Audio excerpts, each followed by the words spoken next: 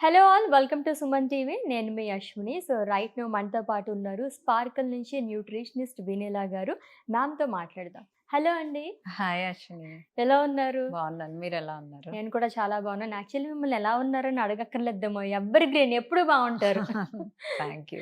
Yes. చాలామంది face చేసే issues ఇదివరకటి రోజులైతే చిన్న పిల్లలకి కాన్‌స్టిపేషన్ అనేది ఉండేది. బట్ ఇప్పుడు ఎలా అయిపోయిందంటే లైక్ పుట్టిన పిల్లలకి పక్కన పెట్టేస్తే గనక ప్రతి ఒక్కరు కాన్‌స్టిపేషన్‌తోనే బాధపడుతున్నారు మలబద్ధకం.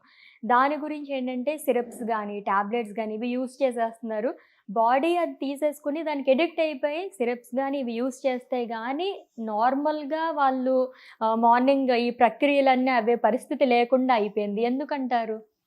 యూజువల్‌గా మనం చిన్నప్పటి నుంచే కనుక సాలడ్స్ కనుక మనం పిల్లలకి అలవాటు చేస్తే ఫస్ట్ తింటాం. అంటే ఒక మీల్ తినే ముందు అది గనక అలవాటు చేస్తే అసలు గట్ ఇష్యూస్ కానీ, కాన్‌స్టిపేషన్ ఇష్యూస్ కానీ అసలు రావు. సో, మనం చిన్నప్పటి నుంచి పెరిగిన విధానాన్ని బట్టే మన బాడీ ప్రిపేర్ అవుతూ వస్తుంది. సో, చిన్నప్పుడే కరెక్ట్ చేయని వాళ్ళు కొంతమందికి గట్టి అంటే సాలడ్స్ తినకపోయినా వాళ్ళకి ఫాస్ట్ బౌల్ మూమెంట్ ఉంటుంది. ఓకే. కానీ చాలా మందికి ఫైబర్ రిచ్ ఫుడ్స్ తినకపోతే కాన్‌స్టిపేషన్ అనేది కంపల్సరీ ఉంటుంది. చిన్నప్పుడు పిల్లల్ని ఎవరు అడగం. రోజు మోషన్‌కి వెళ్ళావా? నేను స్కూల్‌లో వెళ్ళాను. బద్ధకిచ్చి చాలా మంది వెళ్ళరు. అది కూడా అలవాటైపోతది. మోషన్ హార్డ్ అయిపోయి రాకపోవటము. ఓకే. 2 రోజులకు ఒకసారి అంటే వెళ్ళే అలవాటు చేస్తే ఇంకా 2 రోజులకు ఒకసారి ప్రెషర్ వచ్చి రావడము. ఓకే. మెల్లమెల్లగా వెయిట్ ఇంక్రీజ్ అవ్వడము. ప్రాబ్లమ్స్ అంటే గట్ ప్రాబ్లమ్స్ రావటం వల్ల ప్రాబ్లమ్స్ ఇంక్రీజ్ అవ్వటము. బాడీలో ఇన్‌ఫ్లమేషన్ పెరగటము. గ్యాస్ట్రిక్ ఇష్యూ రావడము ఇవన్నీ జరుగుతది. ఓకే. చిన్నప్పుడే కరెక్ట్ చేయని వాళ్ళు అట్‌లీస్ట్ పెద్దయ్యాకైనా ఎక్కువ సాలడ్స్ తీసుకోవటము. జ్యూసెస్ అంటే రోజు ఒక జ్యూసే తాగకుండా రోజుకొక జ్యూసు చక్కగా ఒకరోజు లైట్‌గా అంటే చాలామందికి కాన్‌స్టిపేషన్ ఉండే వాళ్ళకి కొంచెం గ్యాస్ట్రిక్ ఇష్యూ కూడా ఉండే అవకాశం ఉంటుంది. సో, స్టీమ్ చేసుకున్న కీరా అండ్ కరివేపాకు కలిపి మిక్సీ ఏసేసి చక్కగా లేవంగానే పరగడుపున ఒక పెద్ద 300 ml జ్యూస్ తాగొచ్చు. ఓకే. దాంట్లోనే కావాలంటే సీడ్స్ ఏసుకోవచ్చు. రోజుకొక ఓకే. రకమైన సీడ్ గనక వేసుకున్నా మనకి బాడీకి చాలా యూజ్‌ఫుల్.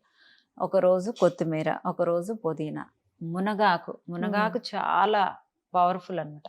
దాన్ని గూడా స్టీమ్ చేసుకొని మిక్సీ యేసుకొని తీసుకోవటమే మంచిది. రాగా గూడా తీసుకోవచ్చు. రాగా తీసుకున్న గ్యాస్ట్రిక్ ఇష్యూ లేని వాళ్ళు తీసుకోవచ్చు. But okay. స్టీమ్ చేసిన ఆ కీరా, మునగాకుని బ్లెండ్ చేసేసుకొని ఏదో ఒక సీడ్స్ ఒకరోజు పంకిన్ సీడ్స్, ఒకరోజు సన్‌ఫ్లవర్ సీడ్స్, ఒకరోజు ఫ్లాక్స్ సీడ్స్, ఒకరోజు చియా సీడ్స్, హలీమ్ సీడ్స్ అలా వేసుకుంటూ చక్కగా మనం తీసుకోవటం వల్ల కూడా చాలా యూజ్‌ఫుల్ ఉంటాయి. ఓకే. ఇది ఒక వారం తీసుకున్నాక ఇంకొక వారం ఒక 2 క్యూబ్స్ పైనాపిల్, ఆకుకూర కూడా స్టీమ్ చేసుకొని, కీర ఇవి 3 బ్లెండ్ చేసుకొని తీసుకోవచ్చు. ఇంకొక రోజు గ్రీన్ యాపిల్, ఇంకొక రోజు ఇవే ఆకుకూరలతో ఫ్రూట్స్ మిక్స్ చేయొచ్చు. ఓకే. గోవా, ఇంకొక రోజు కివి. ఫ్రూట్స్ ఏవైనా చాలా తక్కువ పోర్షన్ తీసుకోవాలి. 1/4 ఆఫ్ ఫ్రూట్ తీసుకోవాలి. Okay. So, Goa, kiwi, green Apple and pineapple ఈ 4 ఫ్రూట్స్ అయితే మనకి బౌల్ మూవ్‌మెంట్‌కి చాలా హెల్ప్ చేస్తాయి. ఓకే. సో, మీరన్నట్టుగా లైక్ ఇవైతే అందరూ కొంతమందయితే బేర్ చేయగలరు. సామాన్యులు మేము ఇవి కూడా ఏం చేయలేము. మా దగ్గర లైక్ కిచెన్‌లో ఏవైతే ఐటెమ్స్ ఉన్నాయో వాటితోనే మాకు కావాలనుకున్నప్పుడు ఏదైనా 2, 3 ఇంగ్రీడియెంట్స్‌తో అవుతుందండి? ఇవన్నీ సామాన్యులు కొనుక్కోగలిగినవే ఆకుకూరలు ఇవన్నీ. కాస్ట్‌లీ ఏంటంటే ఇందులో సీడ్స్ కాస్ట్‌లీ. సో, సీడ్స్‌ని అవాయిడ్ చేసేసి ఆకుకూరల జ్యూస్‌లు కంపల్సరీగా కీరా ఎవరికైనా దొరుకుతుంది. సామాన్యులకు కూడా దొరుకుతుంది. అవును. తోటకూర సామాన్యులకి దొరుకుతుంది. ఒకవేళ మునగాకు దొరక్కపోతే వదిలేసేయండి. గోంగూర, పాలకూర, థైరాయిడ్ ఉండేవాళ్ళు పాలకూర అవాయిడ్ చేయండి. కొత్తిమీర, కరివేపాకు ఇవన్నీ నార్మల్ వాళ్ళకి ఎవరికైనా దొరుకుతుంది. రోజుకొకటి. పైనాపిల్ దొరకనోళ్ళు ఆ ఫ్రూట్ వదిలేయండి. గ్రీన్ యాపిల్ దొరకనోళ్ళు ఆ ఫ్రూట్ వదిలేయండి. గోవా దొరుకుతది, కివి దొరుకుతది, బ్లూబెర్రీస్ దొరుకుతాయి. దొరకని వాళ్ళు వదిలేసి ఇంకొక దానికి వెళ్ళిపోతారు ఆప్షన్స్‌కి. సో, రోజుకొకటి చొప్పున తీసుకుంటే తప్పితే మన బౌల్ మూమెంట్ రాదు. ఇప్పుడు రోజు ఒకటే తీసుకున్నామంటే బాడీ అడాప్షన్లోకి వెళ్ళిపోయి మళ్ళీ నెక్స్ట్ రోజు రాకుండా ఉంటాము, అలా జరుగుతుంది. So okay. ఎవ్రీ డే ఒక 5 days ఒక ప్యాటర్న్, మళ్ళీ 5 days మళ్ళీ రీరిపీట్ చేసుకోవచ్చు ప్యాటర్న్స్. ఓకే. సో అలా చేసుకుంటూ ఉంటే కాన్స్టిపేషన్ తగ్గుతుంది. డ్రై ప్రూన్స్ ఒకరోజు, డ్రై ప్రూన్స్ ఒక 3, దాంతోపాటు ఏదన్నా ఆకుకూరలు మిక్స్ చేసుకుని తీసుకున్నా కూడా చాలా బాగా పనిచేస్తుంది. ఓకే. అండ్ బెండకాయలో సన్నగా కట్ చేసి లేడీస్ ఫింగర్స్ని వాటర్లో నల్ల జీలకర్ర, అల్లము, బ్లాక్ రాక్ సాల్ట్ దంచి కొంచెం వేసి 1 లీటర్ వాటర్లో వేసేసి ఒక అరగంట పెట్టేసుకొని డే మొత్తము అది 1 లీటర్ కన్జ్యూమ్ చేస్తే కూడా కాన్స్టిపేషన్ బౌల్ మూమెంట్ బాగా వస్తుంది ఈ జ్యూసులతో పాటు. సో ఇవన్నీ మనం ఒక పద్ధతి ప్రకారం చేసుకోవాలి, అంత ఓపిక ఉండాలి. చిన్న పిల్లలకి ఫస్ట్ నుంచే రోజు మోషన్కి వెళ్ళారా లేదా అనేది గమనించుకుంటూ ఉంటే వాళ్ళకి ఈ కాన్స్టిపేషన్ ప్రాబ్లము పెద్ద అయ్యాక ఉండదు. ఓకే. కాన్స్టిపేషన్ ప్రాబ్లం యూజువల్గా డైట్ చేసేటప్పుడు ఎక్కువ వస్తుంది. సో డైట్ చేసేటప్పుడు గుర్తుంచుకోవాల్సింది ఏంటంటే మనం సాలడ్స్ ఎక్కువగా తీసుకోవాలి అండ్ డిటాక్స్ జ్యూసెస్ మన క్యాలరీస్లో ఇంక్లూడ్ చేసుకొని తీసుకోవటం వల్ల మనకి బౌల్ మూమెంట్ అనేది నార్మల్గా అవుతుంది. ఒకవేళ అలా కూడా బౌల్ మూమెంట్ అవ్వలేదు, మాకు సరిగ్గా నేను చాలా వరకు సాలడ్స్ అన్నీ తీసుకుంటున్నాను, డిటాక్స్ జ్యూసెస్ తీసుకుంటున్నాను నా క్యాలరీస్ కౌంట్లోనే, అయినా నాకు అవ్వట్లేదు అని అంటే కరక్కాయి, ఎండు విసిరి, ఎండు మామిడి ఈ 3 కలుపుకొని పౌడర్లు 1 టేబుల్ స్పూను వేడి నీళ్ళలో కలుపుకొనేసి రాత్రి పడుకునే ముందు తాగినా మీకు బౌల్ మూమెంట్ బాగా వస్తుంది. దాంట్లోనే వామ్ పౌడరు, సోమ్ పౌడర్ కూడా కలుపుకోవచ్చు. అండ్ వాటర్ ఇంటేక్ ఎక్కువగా తీసుకోకపోవడం వల్ల కూడా కాన్స్టిపేషన్ వస్తుందని చెప్పేసి అంటారు కదా. సో ఒక పర్సన్ మినిమల్గా తీసుకోవాల్సింది ఎంత అంటే లైక్ పిల్లల దగ్గర నుంచి పెద్దవాళ్ళ వరకు పర్టికులర్గా ఇన్ని లీటర్స్ అయితే పక్కాగా తీసుకోవాలని ఎంత ఏమన్నా ఉందా, ఇన్ని లీటర్స్ అని? కంపల్సరీగా 2 to 3 లీటర్స్ తీసుకోవాలి. ఇంకా క్లైమేట్ కండిషన్స్ ఉంటాయి. ఇప్పుడు మనం ఎండలో ఎక్కువగా ఉంటున్నాం అనుకో ఇంకొక లీటర్ యాడ్ చేసుకోవాలి. హైట్ ఎక్కువ ఉన్న మోడరేట్ హైట్ ఉండే వాళ్ళు ఒక 5'7", 5'6" హైట్ ఉండే వాళ్ళు 3 లీటర్స్ వరకు తీసుకోవచ్చు. 5'3" వరకు ఉన్న వాళ్ళు 2 to 3 లీటర్స్. మనం ఎక్కువ ఏసీలో ఉంటే కూడా దాహం అవ్వదు, సో అప్పుడు 2 to 3 లీటర్స్ వరకు తీసుకోవచ్చు. మనం బయట ఎక్కువగా తిరుగుతున్నాము, ఎక్కువగా డీహైడ్రేట్ అవుతుంది, మన బాడీయే అడుగుతుంది అనమాట, మనకు దాహం వేస్తూ ఉంటుంది, అలాంటప్పుడు కన్జ్యూమ్ చేయొచ్చు వాటర్. సో చాలా మందికి దాహం కూడా వేయదు, సో అలాంటి వాళ్ళు ఎక్కువగా కంపల్సరీగా అలారం పెట్టుకొని తీసుకోవాలి. కాన్స్టిపేషన్ కి వన్ ఆఫ్ ద రీజన్ అన్నమాట డీహైడ్రేషన్ అనేది. ఓకే. సో ఇది ఇంకేమన్నా ఇంక్రీజ్ అయితే కనుక వేరే it leads to some other diseases or what? Definitely. అసలు మనకు ఆకలి అవ్వదు, ఊరికే యూరినేషన్కి వెళ్తూ ఉంటాం బౌల్ మూమెంట్ కనుక అవ్వకపోతే, అండ్ గ్యాస్ట్రిక్ ఇష్యూ వస్తుంది, అండ్ ఇన్ఫ్లమేషన్ పెరుగుతుంది, గట్ ఇష్యూస్ వస్తాయి, డైజెషన్ ఇష్యూస్ వస్తాయి, తిన్నది ప్రాపర్గా డైజెషన్ అవ్వదు, వామిటింగ్స్ అవుతాయి, తలనొప్పి వస్తుంది. సో ఇవన్నీ problems. Okay. So only constipation వల్ల చాలా ప్రాబ్లమ్స్ అనేవి వస్తుంటాయి. సో గట్ క్లీన్ గా ఉంటే ఎవ్రీథింగ్ అంతా కూడా బాగుంటుంది. గట్ క్లీనింగ్ గా ఉంటే ఇప్పుడు ఈ జ్యూసెస్ తాగటం వల్ల కూడా మీకు జుట్టు బాగా పెరుగుతుంది, ఫేస్ బాగుంటుంది, గ్లోగా వస్తుంది, మళ్ళీ రోజుకొక జ్యూసు, చక్కగా స్కిన్ గ్లో ప్లస్ హెల్దీ మొత్తం అన్ని ఐరన్ కూడా ఎక్కువ వస్తుంది. ఇంకా సీడ్స్ కూడా వేసుకోగలిగితే చక్కగా ఒమేగా 3 అన్ని చక్కగా అన్ని సమపాలలో గుడ్ ఫ్యాట్స్ అన్ని వస్తాయి. So we need to plan accordingly. A meal అయినా మనం మంచిగా ప్లాన్ చేసుకుంటే అది మనకి మంచిది, మన గట్టుకి మంచిది. ఎగ్జాక్ట్లీ. అండ్ అలాగే చాలా మంది కాన్స్టిపేషన్ తో బాధపడే వాళ్ళు వెయిట్ గెయిన్ కూడా అవుతూ ఉంటారు కదా, దీనికి రీజన్ ఏంటంటారు? అదే యూజువల్గా గ్యాస్ట్రిక్ ఇష్యూ ఉండే వాళ్ళు కూడా వెయిట్ గెయిన్ అవుతూ ఉంటారు. గ్యాస్ట్రిక్ ఇష్యూ ఎందుకు వస్తుంది? ఐబిఎస్ ప్రాబ్లం ఉంటే, అంటే మోషన్ సరిగా అవ్వకపోయినా డైజెషన్ ఇష్యూస్ వస్తాయి.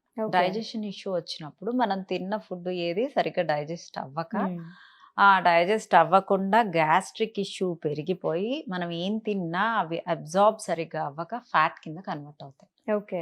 ఆ ఫ్యాట్స్ కింద కన్వర్ట్ అయితే ఆబ్వియస్గా లావ్ అవుతాం. అసలు అబ్జార్ప్షన్ రేట్స్ 0 ఆల్మోస్ట్ పడిపోతాయి. ఓకే. సో ఆ అబ్జార్ప్షన్ రేట్ కనుక పడిపోతే మనం తిన్న ఫుడ్ విటమిన్స్ కానీ మినరల్స్ కానీ ఏవి ఒంటికి పట్టవు.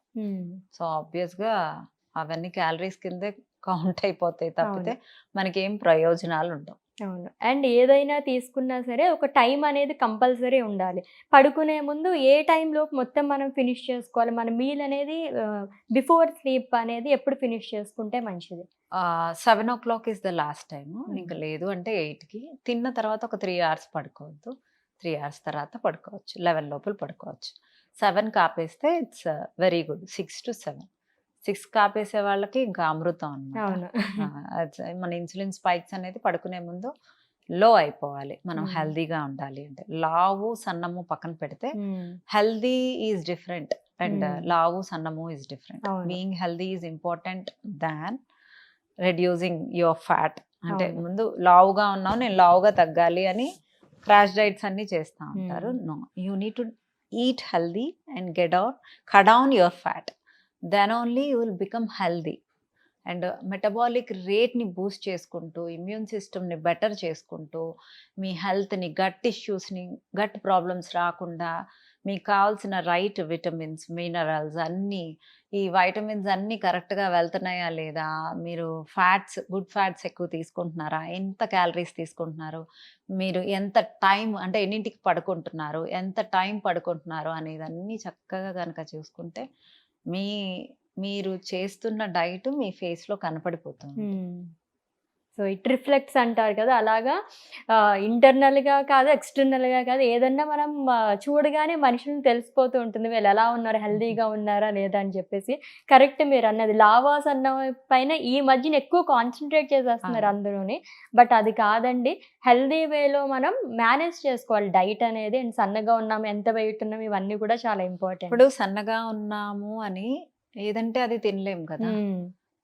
సన్నగా ఉన్నా కూడా అన్హెల్దీ ఫుడ్స్ రోజు తీసుకున్నాం అనుకోండి, పిజ్జాలు, బర్గర్లు, ప్రాసెస్డ్ ఫుడ్స్, స్వీట్స్, మైదా, ఇవి ఎక్కువ అంటే తినద్దు అని అన్నాం. ఎప్పుడైనా ఒకసారి ఓకే, బట్ ఎవ్రీడే అవే తింటున్నాం అనుకోండి, యువర్ బాడీ గెట్ ఇన్ఫ్లమేట్. ఆ ఇన్ఫ్లమేషన్ ఎక్కువ అయిపోతున్నప్పుడు మనకి ఎవ్రీథింగ్ ఒక్కొక్కటి స్టార్ట్ అవుద్ది. ఎక్కువ ప్రాసెస్డ్ ఫుడ్స్, ఎక్కువ బ్రెడ్స్, పిజ్జా, మైదా ఇలాంటివి తిన్నప్పుడు మనకు కాన్స్టిపేషన్ ఎక్కువ అయిపోతూ ఉంటుంది. అలా కాన్స్టిపేటెడ్గా ఉన్నప్పుడు అవి కొన్ని రోజులు అవాయిడ్ చేయటమే మంచిది. ఓకే. సో మనకి కొన్ని ఫుడ్స్ తీసుకున్నప్పుడు కూడా మన బాడీ చెప్తుంది ఇది మనకి పడలేదు అని చెప్పేసి. సో అటువంటప్పుడు కొంచెం ఎన్ని రోజులు మనకు అది తెలుస్తుంది ఆ పీరియడ్ అనేది? ఈ రోజు తిన్న ఫుడ్ రేపు మీకు సరిగ్గా బౌల్ మూవ్మెంట్ రాలేదు, టమ్మీ పెయిన్ వచ్చింది అంటే ఆ ఫుడ్ మీకు పడనట్లు. ఎన్ని రోజులు అవసరం లేదు, ఇవాళ తిన్నది రేపే తెలుస్తుంది. సో ఆబ్వియస్గా మీకు ఏది పడలేదు అంటానికి గురువు ఎవరు? మీ టమ్మీ. అవును. So find your own Guru. Okay. So మీకు ఏది పడుతుంది? సో బ్రౌన్ రైస్ చాలా మందికి పడదు, నేను చాలాసార్లు చెప్పాను. రెడ్ రైస్ పడుతుంది కొంతమందికి కినోవా పడదు, కొంతమందికి ఒకటి పడుతుంది. సో ఏది పడుతుందో దాన్ని చూస్ చేసుకోండి if when you are in the diet. Okay, మీకు ఫెస్టివల్స్లో వైట్ రైస్ తినాలని ఉందో అప్పుడు తినండి. హెల్తీగా డయాబెటిక్ పేషెంట్స్ కానీ, PCOS పేషెంట్స్ కానీ, క్లయింట్స్ కానీ ఎవరైనా వాకింగ్ చేసుకుంటూ మనం హోల్ గ్రెయిన్స్ చక్కగా కిన్వా తీసుకొని, brown rice, red rice, black rice, ఈ ఆప్షన్స్లోకి వెళ్ళిపోయి ఏది పడుతుంది అనేది ఇవాళ తింటే రేపు తెలిసిపోతుంది చక్కగా. మీ బాడీ ఏది ఓకే అనుకుంటే అదే వెళ్ళండి. ఓకే, నాకు వైట్ రైసే పడుతుందా, so choose basmati rice. Okay. So basmati rice low glycemic, లో GI ఉంటుంది. సో అది తిన్నా బెటర్. ఓకే. సో మీరు కొన్ని పౌడర్స్ కూడా చెప్పారు కదా మ్యామ్, అది మార్నింగ్ అండ్ నైట్ ఎక్కువగా ఏది ప్రిఫర్ చేస్తే బెటర్ అంటారు? ఎక్కువ కాన్స్టిపేషన్ ఎక్కువగా ఉంటే మనం మీల్ తర్వాత ఒక 1.5 hour తర్వాత కన్జ్యూమ్ చేసేయచ్చు. ఓకే. అది ఆఫ్టర్నూన్ అయినా నైట్ అయినా 2 పూట్ల కన్జ్యూమ్ చేయొచ్చు. Thank you so much ma'am. So constipation చాలా చిన్న ప్రాబ్లం అని చెప్పి అనుకుంటారు, బట్ అదే మనం అనుకున్నట్టుగా అన్నిటికీ మెయిన్ విలన్ అదే కాబట్టి దాని గురించి చాలా బాగా చెప్పారు. Thank you.